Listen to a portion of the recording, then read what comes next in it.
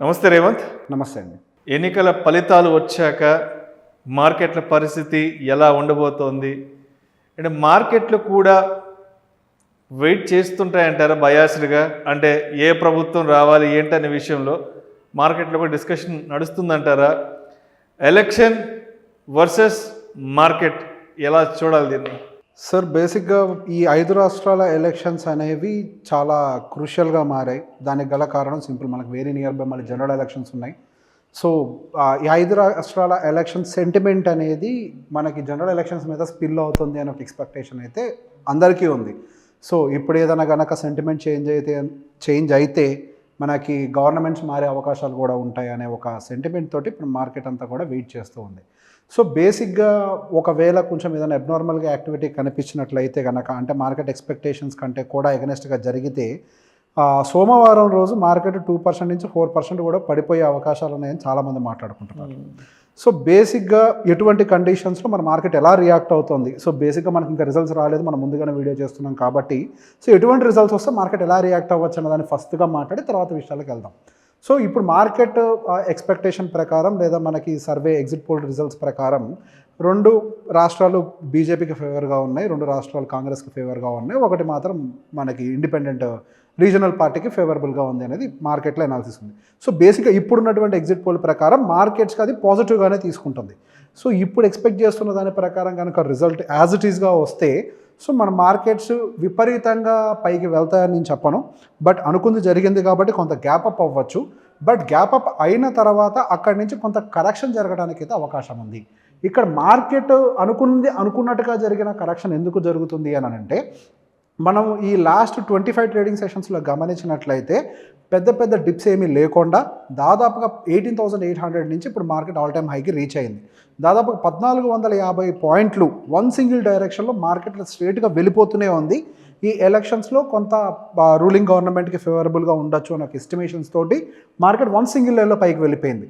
So అనుకుంది జరిగిన తర్వాత సహజంగానే మార్కెట్లో ఏం జరుగుతుందంటే కొంత ప్రాఫిట్ బుకింగ్ అనేది స్టార్ట్ అయ్యే అవకాశాలు ఉంటాయి కొంత హయ్యర్ లెవెల్స్లోకి వెళ్ళిన తర్వాత.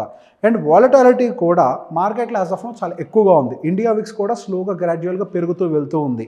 So option sellers point of వ్యూలో కూడా గమనించాల్సింది ఏంటి అని అంటే, మార్కెట్ డిప్ అవుతున్నప్పటికీ పుట్ సైడ్ ప్రీమియమ్స్ పెరగవు. ఎందుకంటే వాలటాలిటీ అంటే మార్కెట్లో ఒక రిలాక్స్డ్ మూడ్ వచ్చేసింది, అంటే ఎలక్షన్స్ అయిపోయాయి, ఒక క్లారిటీ వచ్చింది.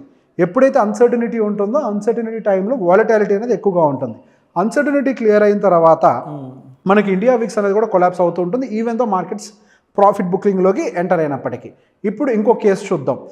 బంపర్ మెజారిటీ తోటి, అంటే 2 రాష్ట్రాలు కాదు 3 రాష్ట్రాలతోటి కనుక ఒకవేళ బీజేపీ గెలిచిందే అనుకోండి, అప్పుడు మార్కెట్స్ ఇంకొద్దిగా అగ్రెసివ్గా ర్యాలీ అవ్వడానికి ప్రాబిలిటీ ఉంది. దానికి తోడుగా మనకి ఇప్పుడు ఈ జీడిపి డేటా కూడా యాడ్ అయింది. ఇప్పుడు మనకి ఆర్బీఐ ఎస్టిమేషన్ 6.5 ఉంటే అది 7.6గా సమ్వేర్ అరౌండ్ మనకి జీడిపి ఈ రీసెంట్ మనం వచ్చినటువంటి జీడిపి డేటా వచ్చింది.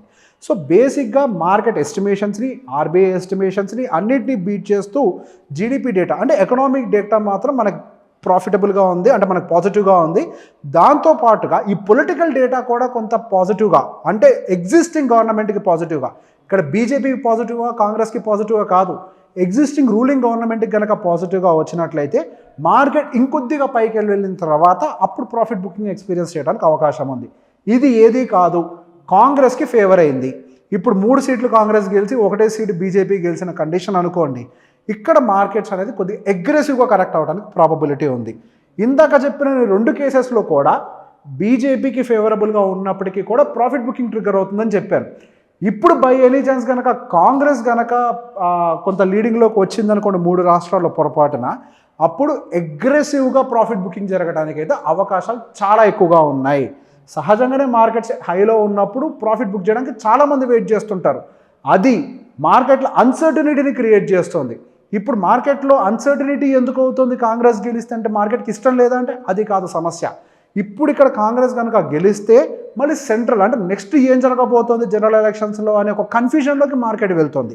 సో ఈ అన్సర్టనిటీలో మార్కెట్ ప్రాఫిట్ బుకింగ్ అనేది యాక్సలరేట్ అవ్వడానికి చాలా ఎక్కువ ప్రాబబిలిటీ ఉంది. సో బేసిక్గా ఈ 3 కండిషన్స్ మీకు వివరించాను. ఇప్పుడు మీరు రెండో ప్రశ్న ఒకటి అడిగారు, అసలు మార్కెట్ అన్న బయాస్డ్గా ఉంటుందా, మార్కెట్ ఎందుకు వీటికి రియాక్ట్ అవుతూ ఉంటుంది అని. సరే ఇక్కడ బేసిక్గా మార్కెట్ ఎప్పుడు కూడా ఆ గవర్నమెంట్ రావాలి, అంటే ఆ పార్టీ రూల్ చేయాలి, ఈ పార్టీ రూల్ చేయాలి అనేది మార్కెట్కి సంబంధం లేదు. స్టాక్ మార్కెట్ వాటిని పట్టించుకోదు అసలు. మార్కెట్కి కావాల్సింది ఏంటి అని అంటే ఒక స్టెబిలిటీ, ఒక స్టేబుల్ గవర్నమెంట్ కావాలి, ఒక అన్సర్టనిటీ లేనటువంటి ఎన్విరాన్మెంట్ కావాలి. ఇప్పుడు if by any chance existing ruling government కనుక ఓడిపోయి కొత్త ప్రభుత్వం కనుక ఏర్పాటు చేస్తే ఇప్పుడు పాత ప్రభుత్వం అమలు చేస్తున్నటువంటి ఈ so called infrastructure related, development related funds అయి ఉండొచ్చు, లేదా రైల్వే రిలేటెడ్ ఫండ్స్ అయి ఉండొచ్చు, లేదా అదర్ సెక్టర్ రిలేటెడ్ ఫోకస్లు అయి ఉండొచ్చు. ఈ ప్రయారిటీస్ అన్నీ కూడా మారే అవకాశాలు ఉంటాయి. బేసిక్గా ఈ కొత్త ప్రభుత్వం వచ్చిన తర్వాత వాళ్ళు మొదటి బడ్జెట్ సమావేశం జరిగేంత వరకు కూడా వాళ్ళు దేని మీద ప్రయారిటీ పెడతారు అనే విషయంలో క్లారిటీ అయితే లేదు, క్లారిటీ ఉండదు. సో ఈ అన్సర్టనిటీ ఉంటుంది. ఏ కంపెనీస్లో ఇన్వెస్ట్ చేయాలి, ఏ సెక్టార్స్లో ఇన్వెస్ట్ చేయాలి అనే దాంట్లో కొంత కన్ఫ్యూజన్ అయితే ఎప్పుడు మార్కెట్లో ఉంటుంది. సో ఈ కన్ఫ్యూజన్ ఉన్నంత వరకు మార్కెట్స్ అనేది కొంత కరెక్షన్కి వెళ్తూ ఉంటాయి. There are two chances. బేసిక్గా మనకి మార్కెట్ ఫేవరబుల్, అంటే ఇప్పుడు మనకి బీజేపీ గవర్నమెంట్ కంటే కాంగ్రెస్ గవర్నమెంట్ ఇంకా బెటర్ రూలింగ్ ఇస్తుంది అని నమ్మితే వాళ్ళు ప్రవేశపెడుతున్నటువంటి, ఇప్పుడు వాళ్ళు మనకి అనౌన్స్ చేస్తూ ఉంటారు కదా, నేను పలానా సెక్టార్స్ మీద ఫోకస్ చేస్తామని, వాటిని కనుక మార్కెట్ ఫేవరబుల్గా తీసుకుంటే 20% గ్యాప్ అప్ అయిన హిస్టరీ కూడా మన మార్కెట్లో ఉంది. 2007 అనుకుంటా, maybe I don't remember exactly. BJP నుంచి కాంగ్రెస్ గవర్నమెంట్ షిఫ్ట్ అయిన టైంలో 20% గ్యాప్ అయిన సందర్భాలు కూడా ఉన్నాయి, గ్యాప్ అప్ అయిన సందర్భాలు. అలానే ప్రభుత్వం సడన్గా మారిన సమయంలో 10-20% గ్యాప్ అయిన సందర్భాలు కూడా ఉన్నాయి. సో బేసిక్గా మన మార్కెట్కి, ఇండియన్ ఎకానమీకి ఉన్నటువంటి ప్రభుత్వం అయి ఉండొచ్చు, రాబోతున్నటువంటి ప్రభుత్వాలు అయి ఉండొచ్చు, ఎటువంటి అడ్వాంటేజ్ని క్రియేట్ చేస్తాయి అన్న దాన్ని చూసి మాత్రమే మార్కెట్స్ అనేది ఒక రూట్ని తీసుకుంటాయి. కానీ మార్కెట్ ఏమి వాటి మెడలో ఒక బీజేపీ జెండానో ఒక కాంగ్రెస్ జెండానో కప్పుకొని కూర్చో. ఏ ప్రభుత్వమైనా రానియండి, irrespective of politics, irrespective of leaders, market will always have only one bias. ఎవరు ఎకానమీకి ఎక్కువ అడ్వాంటేజ్ని క్రియేట్ చేస్తారు అన్న దిశగానే చూస్తూ ఉంటాయి. ఇప్పుడు బై ఎనీ ఛాన్స్ మనకి మార్కెట్ పడిపోయింది ఎక్స్పెక్టేషన్కి వ్యతిరేకంగా వచ్చి అని అంటే అక్కడే ఉండిపోద్దా మార్కెట్ అంటే నో వే. ఇప్పుడు మార్కెట్కి, ప్రకృతికి ఎప్పుడు కూడా ఒక అలవాటు ఉంటుంది. కిందకు వచ్చినప్పటికీ, కిందకు పడ్డప్పటికీ లేచి మళ్ళీ వాటి దారిని చూసుకుంటూ ఉంటాయి. ఒక చెట్టు విత్తనం నాటిన తర్వాత అది చిన్నగా పెరిగి పెద్దే దాని స్థాయిలోకి అది ఎదుగుతూనే ఉంటుంది. అది ప్రకృతి యొక్క స్వభావం. అలానే మార్కెట్లో కూడా మార్కెట్ కూడా వాటిని అలా పెంచుకుంటూ పోతూనే ఉంటుంది. అది ఒక దగ్గర ఆగిపోయేదేం కాదు. ప్రభుత్వాలు వస్తూ ఉంటాయి, మారుతూ ఉంటాయి. కాకపోతే ఏంటి అని అంటే క్లారిటీ లేకపోవటం వల్ల, it is just because of uncertainty market dip అవుతుంది. కానీ ఇట్ ఈస్ నాట్ డిసప్పాయింట్మెంట్.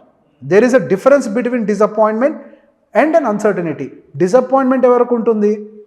అక్కడ కంటెస్ట్ చేసిన వాళ్ళకు ఉంటుంది. ఇక్కడ మార్కెట్లో ఉండేది అన్సర్టనిటీ మాత్రమే, కానీ డిసప్పాయింట్మెంట్స్ కాదు. సో మార్కెట్స్ విషయంలో ఒకవేళ డిప్ వచ్చింది అనుకోండి, take an advantage of entering in to the fresh stocks. అది మీకు మంచి అడ్వాంటేజ్. నిజంగానే 10-20% పడ్డది అనుకోండి, అంతకు మించిన శుభవార్త ఏముంది చెప్పండి, మీకు మంచి అడ్వాంటేజ్ దొరుకుతుంది. సో పడ్డా మనం భయపడాల్సిన అవసరం లేదు, పెరిగినా బాధపడాల్సిన అవసరం లేదు. కాకపోతే ఈ టైంలో ఇన్వెస్ట్మెంట్లు ఫ్రెష్గా చేయాలి అని అంటే మాత్రం కొద్దిగా రిస్క్ జోన్ అనే చెప్పాలి.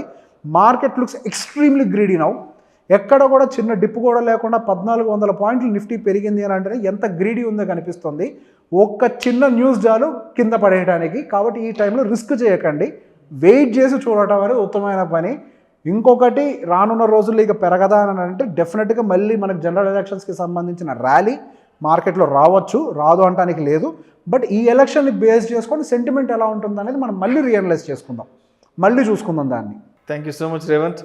5 రాష్ట్రాల ఎన్నికల ఫలితాలు మార్కెట్ని ఏ విధంగా ప్రభావితం చేయబోతున్నాయనే అంశం గురించి చాలా చక్కగా మీ అభిప్రాయాల్ని మన ప్రేక్షకులతో పంచుకున్నాం. Thank you so much sir. Thank you అండి.